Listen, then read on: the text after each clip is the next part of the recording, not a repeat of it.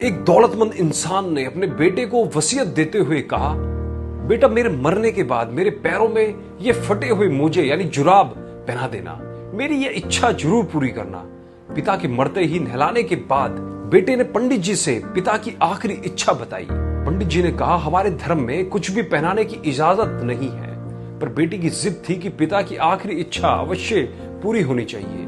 बहस इतनी बढ़ गई कि शहर के पंडितों को जमा किया गया, लेकिन कोई नतीजा नहीं निकला। इसी मोहल्ले में से एक व्यक्ति आया और आकर बेटे के हाथ में पिता का लिखा हुआ खत दिया, जिसमें पिता की नसीहत लिखी थी। मेरे प्यारे बेटे, देख रहे हो, दौलत, बंगला, गाड़ी और बड़ी बड़ी फैक्ट्री और फार्म हाउस के बाद भी मैं एक फटा हुआ मोजा तक नहीं ले जा सकता। एक रोज तुम्हें भी मृत्यु आएगी, होशियार हो जाओ, तुम्हें भी एक सफेद कपड़े में ही जाना पड़ेगा।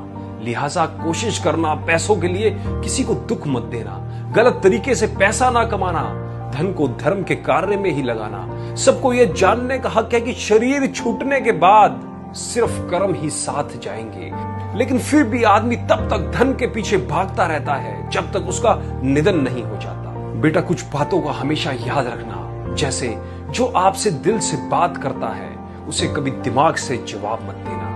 एक साल में 50 मित्र बनाना आम बात है, लेकिन 50 साल तक एक मित्र से मित्रता निभाना खास बात है। एक मिनट में जिंदगी नहीं बदलती, पर एक मिनट सोचकर लिखा फैसला पूरी जिंदगी बदल देता है।